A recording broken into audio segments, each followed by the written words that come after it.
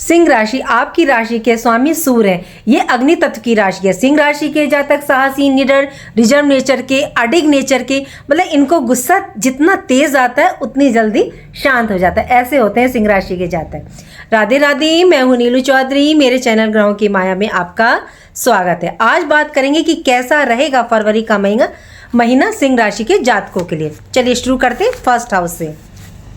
देखिए, first house हमारी personality, हमारा व्यक्तित्व, हमारी सोच, हमारा विचार। तो फर्स्ट हाउस का स्वामी जहाँ विराजमान रहता है या ट्रांजिट करता है, उसी के अनुसार मतलब हमारे आचार विचार, मतलब हमारी सोच, जीवन में परिवर्तन होता रहता है। लेकिन हमारी अपनी हॉरोस्कोप में नीच है या पापस्त है और हम पर दशा महादशा प्रभावी नहीं है तो कोई नहीं। अगर हम पर वो ग्रह प्रभावी रहता है, जिसकी दशा महादशा प्रभावी होगी, उसका असर हम पर सबसे ज़्यादा देखने को मिलेगा। हम सिर्फ कर्म करते हैं, चलाते हमको प्लैनेट्स हैं। आपकी राशि का स्वामी 6th हाउस में बुध के साथ 13 फरवरी तक, अभी तक आपको इसलिए रिजल्ट देखने को नहीं मिल रहा था क्योंकि ये धनु राशि में थे। और धनु में क्या है, सूर्य का तेज थोड़ा सा धीमे हो जाता है क्योंकि गुरु की राशि है धनु, जबकि दोनों मित्र हैं। लेकिन सूर्य का धनु में प्रवेश खरमास लगाता है। लेकिन गुरु बृहस्पति इस दौरान अपनी एनर्जी को बढ़ा देते हैं और ये क्या है, धरती के बहुत निकट आ जाते हैं, करीब आ जाती हैं। तो सूर्य की एनर्जी क्या होती है, उस दौरान थोड़ी सी कम हो जाती है और गुरु की बढ़ जाती है। लेकिन अब सूर्य मकर में प्रवेश कर चुके हैं 14 जनवरी से। उत्तरायण में आकर आपने नोटिस भी किया होगा, 14 जनवरी के बाद से आप में मतलब एक नई एनर्जी, उत्साह, साहस आप महसूस कर रहे होंगे और डेफिनेटली कर रहे होंगे। लिख के बताइएगा। जब ये 6th हाउस में और इनके साथ बुध का योग और 6th हाउस काल पुरुष की कुंडली में कन्या राशि है और कन्या राशि के स्वामी है बुध, तो यहाँ बहुत ही कंफर्ट जोन में ये महसूस कर रहे हैं। बुध बहुत कंफर्ट जोन महसूस करते हैं अपना 6th हाउस में। 6th हाउस में सूर्य मकर राशि के, ये भाव किस चीज का होता है, ये भाव रोग, ऋण, शत्रु का। और सूर्य यहाँ बैठकर तीनों का नाश कर रहे हैं अपने ताप से, क्योंकि सूर्य ग्रहों के राजा में वो ताप होता है जो अपने शासन को चलाता है। तो और सूर्य अपने तेज से रोग, ऋण, शत्रु तीनों को यहाँ खत्म कर रहे हैं। अभी तक आपकी जो उन्नति में मतलब अड़चन आ रही थी, रुकी हुई थी, तो अब आपको अपने काम में तेजी देखने को मिलेगी। हेल्थ, स्वास्थ्य अच्छी रहेगी। यदि आप पर कोई ऋण है, कर्ज है, तो अब आपका उससे छुटकारा मिलेगा। आपको इस दौरान अब छुटकारा मिलेगा, कोई ना कोई साधन ऐसा बनेगा। साथ में बुध क्या है, मैनेजमेंट के कारक है। आप हर कार्य को मतलब अच्छे से मैनेज करेंगे, व्यवस्थित करेंगे और आपको डेफिनेटली ये चेंज देखने को मिलेगा। लेकिन पॉजिटिव, अब आप में अपने अंदर भी परिवर्तन देखने को मिल रहा होगा। आपने महसूस किया होगा कि आलस की प्रवृत्ति दूर हुई होगी। डेली एक्टिविटी में आप मतलब एक्टिव होंगे। ये भाव मतलब अप्लाई का, किसी भी चीज की, सर्विस का। तो यदि आप जॉब, गवर्नमेंट जॉब के लिए ट्राई कर रहे थे, तो उसमें मतलब आपको सफलता, सक्सेस देखने को मिलेगी। गवर्नमेंट रिलेटेड कोई कार्य आपके रुके हुए थे, तो सूर्य के यहाँ होने से गवर्नमेंट रिलेटेड कुछ पेपर्स थे, डॉक्यूमेंट्स थे, रुक गए थे, कोई कमी थी, तो उसमें बुध की वजह से आपको मतलब अब हेल्प मिलेगी और आपके रुके हुए काम मतलब क्लियर होंगे। आपकी लाइफ जो स्टक हो गई थी, जो सूर्य की अच्छे पोजीशन में होने से अब ये सब काम आपके बनेंगे। अब देखिए, आपके 1st हाउस पर शनि की दृष्टि है और 7वीं दृष्टि, और वो भी पूर्ण दृष्टि, जिससे आपके कामों में देरी हो रही थी। लेकिन 29 मार्च से ये राशि परिवर्तन कर रहे हैं और ये मीन राशि आपके मतलब 8th हाउस में जा रहे हैं। जाते जाते शनि आपको कुछ ना कुछ तो जरूर दे करके जाएंगे और 7th हाउस के बेनिफिट आपको दे करके जाएंगे। जैसे मैरिड लाइफ में संबंध को सुधारेंगे, बिजनेस व्यापार में सुधार देखने को मिलेगा। अब शनि की दृष्टि आपके 1st हाउस से हट जाएगी। अब ये 8th हाउस में चले गए, तो यहाँ से इनकी दृष्टि आपके 2nd हाउस पर डालेंगे। अब ये शनिदेव, शनि क्या करते हैं, शनि आपको रिजल्ट देते हैं। ये देरी के कारक माने जाते हैं। इसके पीछे ना कोई वजह होती है शनि की, क्योंकि ये न्याय के भी कारक हैं और शनि वैसे खामखा ही बदनाम है। शनि की देरी के पीछे जो रीजन छुपा हुआ होता है, कई बार आपने देखा होगा कि जब हमारा कोई काम नहीं बनता तो हम मायूस हो जाते हैं, लेकिन जब वो दूसरे रूप में हमारे सामने आता, हमें वो कार्य बनता मिलता है, तो वो पहले से बेहतर होता है। सेम शनि भी हमें जो है बचाने का ही काम कर रहे होते हैं। धीरे धीरे रिजल्ट देने की वजह से काम में देरी हो रही थी। शनि के काम में रिजल्ट हमें अचानक से ना मिलकर मतलब हमें 10-15 दिन लग रहे थे। तब आप शनि को दोष देते हैं, शायद हम पर ढैया चल रही होगी, शनि नीच होंगे, इसलिए काम नहीं बन रहे होंगे। लेकिन इस टाइम पीरियड में आपने जो कार्य किए, चाहे फाइनेंशियल दृष्टि से रिजल्ट, परिवार, कैरियर को लेकर, शिक्षा को लेकर, या कोई भी आपने निर्णय लिया और उसमें देरी देखने को मिली, तो आने वाले समय में मतलब जो लॉन्ग टाइम पीरियड में इसका रिजल्ट इफेक्ट आपको देखने को मिलेगा और 100% मिलेगा और अच्छा मिलेगा। आपको लग रहा होगा ना कि जो अभी तक किया आपने मतलब सब बेकार गया, नहीं, ऐसा नहीं है।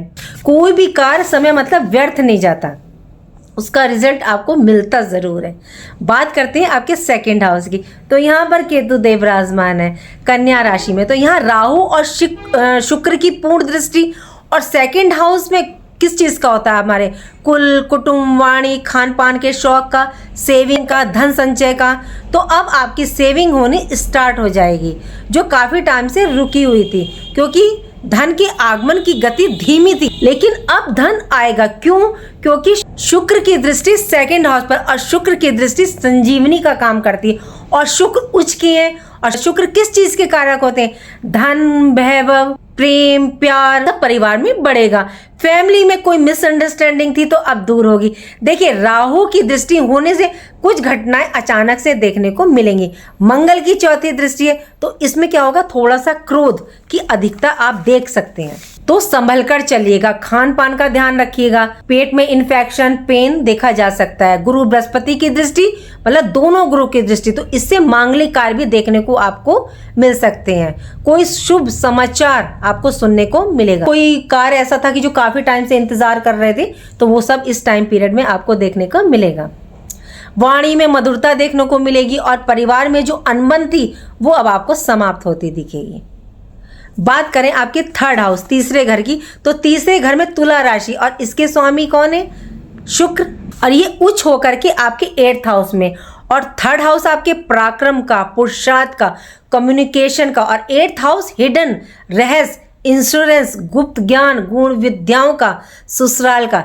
तो धन, पराक्रम, मेहनत से आप इस टाइम पीरियड में ऐसी उपलब्धि, अचीवमेंट होंगे जो आपने मतलब सोचे नहीं, अनएक्सपेक्टेड।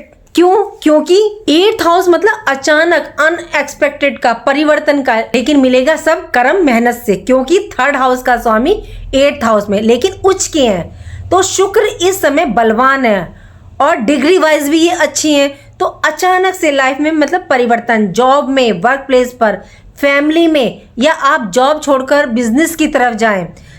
और थर्ड हाउस छोटे भाई बहन का, तो उनकी लाइफ में भी चेंज देखने को मिलेगा। छोटी यात्राओं से लाभ होगा। आप अपने कर्म, मेहनत, पराक्रम से अपनी लाइफ, भाग्य को परिवर्तित करेंगे। बात करते हैं आपके 4th हाउस की। 4th हाउस में वृश्चिक राशि, और इनके स्वामी मंगल वक्री हैं। कहाँ? 11वें भाव में। सुख का स्वामी लाभ भाव में, बहुत बेहतरीन सुंदर स्थिति। मंगल क्या है? ब्लड का प्रवाह हमारी बॉडी में, एनर्जी, उत्साह, मंगल ग्रहों के सेनापति। देखिए, जो बात आपसे थर्ड हाउस का प्लैनेट कह रहा है, वही 4th हाउस शो कर रहा है कि इस दौरान आपको अपनी मेहनत, पराक्रम से ही सुख प्राप्त होगा। सुख का स्वामी 11th हाउस में, लाभ भाव में। जब आपको लाभ प्राप्त होगा तो सुख की अनुभूति होगी। कैसे? जब आप कोई स्ट्रॉन्ग डिसीजन लेंगे स्ट्रांगली, तो उससे मतलब आपको आपकी इच्छा की पूर्ति होगी।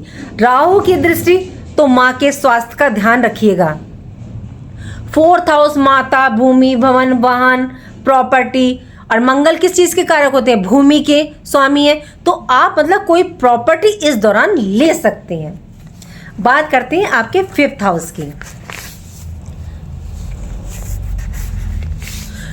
5th हाउस में धनु राशि, इसके स्वामी गुरु बृहस्पति, और अब मार्गी हो चुके हैं आपके 10th हाउस में। तो ये पंचम और दसम का संबंध बन रहा है। सुंदर स्थिति, बेहतरीन स्थिति। 5th हाउस हमारे पुण्य फलों का, 5th हाउस हमारे किस चीज का होता है? विद्या, बुद्धि, संतान, जीवन के पूर्ण पूरे उत्थान का। और गुरु बृहस्पति 10th हाउस में मार्गी, तो आपको अपने पुण्य फलों से कैरियर कर्म में आपको हेल्प मिलेगी, लाइफ में परिवर्तन देखने को मिलेगा। मंगल की 7वीं दृष्टि तो थोड़ा संभल कर चलेगा, ध्यान रखिएगा। विद्या बुद्धि संतान के लिए बेस्ट टाइम, उत्तम समय है, क्योंकि गुरु बृहस्पति मार्गी हो गए 10th हाउस में। तो एजुकेशन के क्षेत्र में आप कुछ करना चाहते हैं, प्रेम प्यार लव रिलेशन में कोई प्रॉब्लम चल रही थी तो मतलब कि वो आपकी दूर होगी, और आप मतलब विवाह करना चाहते हैं तो ये पॉसिबिलिटी भी आपके लिए बन रही है। देखिए, जब प्लेनेट हमारे अनुकूल होते हैं ना, तो कार्य मतलब हमारे स्वतः ही बनने लगते हैं। प्लेनेट इंगित करते हैं कि हमें किस दिशा की ओर जाना है। बात करते हैं आपके 6th हाउस की। 6th हाउस आपकी राशि के स्वामी के बारे में मैं पहले बता चुकी हूँ, लेकिन यहाँ सूर्य और बुध विराजमान रहेंगे। केतु की 5वीं, मंगल की 8वीं और गुरु बृहस्पति की 9वीं दृष्टि है। और इसमें सबसे ज़्यादा जो फायदेमंद रहेगी वो गुरु बृहस्पति की दृष्टि रहेगी, क्योंकि गुरु बृहस्पति की दृष्टि अमृत गंगा जल के समान होती है। आपके अपने कार्य में परिवर्तन देखने को मिलेगा, जैसे मतलब आप जॉब में चेंज, गवर्नमेंट सेक्टर से आपको लाभ देखने को मिलेगा। देखिए, बात करते हैं आपके 7th हाउस की। 7th हाउस में शनि 29 मार्च को यहाँ से चले जाएंगे। सूर्य बुध की एंट्री हो जाएगी। शनि के जाते ही आपके 7th हाउस रिलेटेड सभी कार्य बनने शुरू हो जाएंगे। परिवार में, दाम्पत्य जीवन में कोई मिसअंडरस्टैंडिंग थी, कोई वाद विवाद था या कोई डिस्ट्रीब्यूट चल रहा था, वो सब मतलब कि दूर हो जाएगा। देखिए, ध्यान रखिएगा, सूर्य के यहाँ आने पर क्या है, थोड़ा सा आपके अंदर ईगो अहंकार आ सकता है, तो कंट्रोल रख के चलिएगा। बुध है तो थोड़ा संभालेंगे, क्योंकि ये मैनेजमेंट के कारक हैं। तो ये पार्टनर के साथ मिसअंडरस्टैंडिंग थी, बिजनेस पार्टनर के साथ, तो ये रिलेशन को सुधारेंगे और वहाँ पे ये मैनेज करेंगे। बात करते हैं 8th हाउस की। 8th हाउस में राहु है और यहाँ शुक्र उच्च के हैं। 8th हाउस किस चीज़ का होता है? ससुराल का, जमीन के नीचे के स्रोतों का, रहस्यों का। तो और राहु साथ में, शुक्र राहु मिलते हैं तो प्रवर्धक एम्पलीफायर का काम करते हैं। शुक्र क्या है? धन। शुक्र धन, वैभव, ऐश्वर्य, सुख, मानसिक शारीरिक सुख। यदि आप रिसर्च के क्षेत्र में हैं, मॉडलिंग, ब्यूटी पार्लर से रिलेटेड है, या बुटीक है आपका, फिल्म इंडस्ट्री से संबंधित है, इनसे रिलेटेड फील्ड से आप हैं, तो आपको अच्छा रिजल्ट देखने को मिलेगा। राहु यहाँ पर आपको चीज़ों की गहराई में लेकर के जाएंगे, क्योंकि मीन राशि है और मीन राशि जो है जल तत्व की राशि है। तो राहु यहाँ पे थोड़े से शांत होकर के बैठे हुए हैं जल तत्व में, क्योंकि ये तो एक प्रकार का धुआं होते हैं राहु। यहाँ राहु आपको कोई रिजल्ट देने का काम नहीं कर रहे हैं, लेकिन शुक्र के आने से आपको अब 8th हाउस रिलेटेड रिजल्ट देखने को मिलेंगे। बात करें 9th हाउस की, तो यहाँ मेष राशि, जिसके स्वामी मंगल वक्री होकर के आपके 11th हाउस में, जनवरी से ये वक्री होकर के 12th हाउस से 11th हाउस में आए। यदि पीछे आपके मतलब कोई कार्य अधूरे रह गए थे, तो ये अब आपको पूरा कराने के लिए आए हैं। भाग्य का स्वामी मंगल आपके जब लाभ भाव में बैठा हो, भाग्य का स्वामी लाभ भाव में बैठा हो और लाभ का स्वामी भाग्य भाव में, ये क्रॉस कनेक्शन होता है, तो ये बहुत ही बेहतरीन स्थिति होती है। यदि आपने कोई इंटरव्यू दिया था, जॉब के लिए अप्लाई किया था, रिजल्ट नहीं आ रहा था देखने को, तो मंगल वक्री होकर के कह रहे हैं अब ट्राई करो। मकान का रिनोवेशन रह गया था, कोई पेपर वर्क रह गया था, कोई अधूरा रह गया था, कोई परिवर्तन करने की सोच रहे थे, तो जो आपके कार्य अधूरे रह गए थे तो वो अब आपके पूरे होंगे। भाग्य साथ देगा, इच्छा की पूर्ति होगी। ध्यान कहाँ रखना है? मंगल वक्री हैं तो कोई मेन डिसीजन क्विक एकदम ना लें, गुस्से को कंट्रोल रखें, हेल्थ का ध्यान रखें। बात करते हैं आपके 10th हाउस की, आपका कर्म स्थान, कैरियर का भाव। यहाँ गुरु बृहस्पति मार्गी हो रहे हैं। गुरु बृहस्पति का कर्म स्थान में बहुत ही बेहतरीन माना जाता है, ये विस्तार के कारक माने जाते हैं। तो ये शुभ भाव में बैठे हैं तो शुभता में वृद्धि करेंगे। अगर ये अशुभ घर में बैठते हैं तो अशुभता में वृद्धि करते हैं। ये 6, 8, 12 में बैठेंगे तो कष्टों में वृद्धि करते हैं। 10th हाउस उच्च स्थान माना जाता है। गुरु धन के कारक, नौकरी के, जीव के कारक, संतान, कुल, कुटुंब, ज्ञान, आध्यात्मिकता के, और 10th हाउस केंद्र स्थान है। तो गुरु का मार्गी होना आपके पिछले समय में जो कष्ट सहन किए, रिजल्ट देखने को नहीं मिला, 7th हाउस में शनि का होना, शनि ने तो आपको काफ़ी परेशान किया, क्योंकि आपकी राशि के स्वामी सूर्य के पुत्र हैं, तो इनकी शत्रुता है। लेकिन जब प्लैनेट सही पोजीशन में आते हैं तो रिजल्ट देते हैं। 2.5 वर्ष बाद आपको चैन की सांस देखने को मिलेगी। बात करते हैं आपके 12th हाउस की, और 12th हाउस में है कर्क राशि और इसके स्वामी है चंद्रमा। ये अस्थिर होते हैं, इनका मंत्र जो है चलायमान रहता है, और वैसे भी 5, 6, 12 का चंद्रमा अच्छा नहीं माना जाता। काल पुरुष की कुंडली में देखिए 4th हाउस के स्वामी है, तो 4th हाउस हमारे किस चीज़ का होता है? सुख भाव का। और यदि 12th हाउस में चंद्रमा है तो मतलब ये थोड़ा आपकी नींद में विचलित करेंगे, नींद में आपको मतलब नींद आपको प्रॉपर नहीं आएगी, आपकी सैया सुख में थोड़ा सा टेंशन देंगे। ये घर वैसे स्पेशली राहु का कारक माना गया है। सूर्य बुध के यहाँ होने से विदेश रिलेटेड लाभ होगा, एक्सपोर्ट इंपोर्ट में लाभ होगा। आप अगर मल्टीनेशनल कंपनी में जॉब करने की सोच रहे हैं तो आपको लाभ देखने को मिलेगा, आपको यहाँ सफलता मिलेगी। कोर्ट कचहरी के काम बनेंगे, कोई केस था उसमें राहत देखने को मिलेगी। हॉस्पिटल के चक्कर लगा रहे हैं तो उसमें भी राहत मिलेगी, स्वास्थ्य में सुधार होता दिखेगा। और यदि आप इस दौरान विदेश में सेटल होने की सोच रहे हैं तो ये एक अच्छा योग है, लेकिन भावनाओं में बह करके आपको कोई डिसीजन नहीं लीजिएगा। देखिए यहाँ आपको कुछ उपाय करके चलने पड़ेंगे सिंह राशि वालों को। मंगल वक्री है तो मंगल के लिए आप हनुमान जी की पूजा कीजिए, उनके वज्रंग बाण का पाठ कीजिए, सुंदरकांड का पाठ कीजिए। लेकिन सुंदरकांड का पाठ संध्या समय में 4 से 6 के बीच किया जाता है। आप मंदिर में जाके चोला चढ़ाइए और हनुमान जी के चरणों का दाहिने या पैर का सिंदूर का तिलक अपने मस्तक पर इस दौरान लगाएं। राहु के लिए क्या करेंगे? इनके मंत्र का जाप कीजिए। आप 11 कीजिए, 21 कीजिए, 1 माला कीजिए, नो प्रॉब्लम। ओम रांग राहवे नमः। आप पश्चिम दिशा को मुंह कर लीजिए, थोड़ा सा गुड़ रखिए और जल रखिए। जैसे ही आप मंत्र कर लें तो गुड़ बाहर किसी कुत्ते को डाल दीजिए और आप जो है जल किसी पौधे पे अर्पित कर दीजिए। सफाई कर्मचारी कोई दिखे उसे कुछ खाने पीने को दीजिए, कुछ जो भी हेल्प कर सकते कीजिए।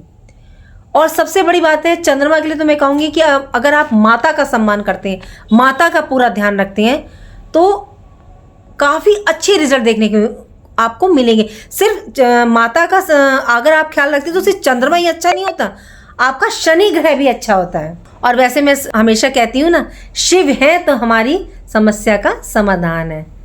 और शिव पर तो जल अर्पित करेंगे, दूध अर्पित करेंगे तो चंद्रमा अपने आप शांत हो जाएगा। तो इसलिए शिवलिंग पर जाकर के 1 लोटे जल में दूध, चावल, मीठा डाल करके शिवलिंग पर अर्पित कीजिए। चंद्रमा भी शांत होगा और आपके सारे ग्रह भी अनुकूल होंगे। चंद्रमा को उच्च करने के लिए ये बहुत ही बेस्ट उपाय है, शिव पर कच्चा दूध और चावल और चीनी मिला करके चढ़ाना। उम्मीद करती हूँ कि जो जानकारी मैंने दी वो आपको अच्छी लगी होगी, और अच्छी लगी हो तो लाइक कीजिए, कमेंट बॉक्स में हर हर महादेव लिखिए और मेरे चैनल ग्रहों की माया को सब्सक्राइब कीजिए। राधे राधे, जय माँ बाबा।